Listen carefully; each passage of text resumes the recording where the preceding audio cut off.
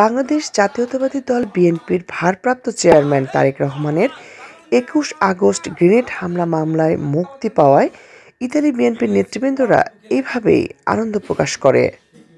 রাজধানী রোমে বিএনপি সমর্থিত নেতাকর্মীরা এই সময় উপস্থিত হয়ে বলেন, এই রায় মিথ্যা ও ষড়যন্ত্রমূলক ছিল বলেই তারেক রহমান সহ সকল আসামি মুক্ত হয়েছেন।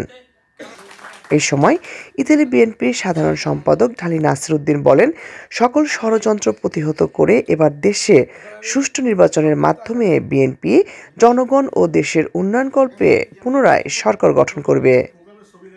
সেই সঙ্গে হবে শহীদ জিয়ার ১৯ দফারও বাস্তবায়ন। আমি আশা করব এই অন্তর্বর্তীকালীন সরকার খুব শীঘ্রই একটি নিরপেক্ষ নির্বাচন কমিশনের মাধ্যমে বাংলাদেশে একটি নির্বাচন দিবে এবং সেই নির্বাচনে জনগণ তার ভোটাধিকার প্রয়োগ করবে এবং জনগণের ভোটাধিকার প্রয়োগের মাধ্যমে বাংলাদেশে বিএনপি সরকার গঠন করবে ইনশাআল্লাহ। এবং দেশনেত্রী বেগম খালেদা জিয়া চতুর্থবারের মতো প্রধানমন্ত্রী নির্বাচিত হয়ে ১৬ কোটি মানুষের ভাগ্য উন্নয়নের জন্য তারা কাজ করবে ইনশাআল্লাহ।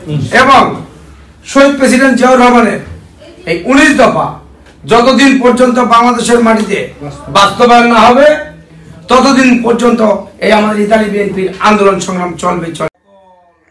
লাবণ্য চৌধুরী, ৭১, ইতালি।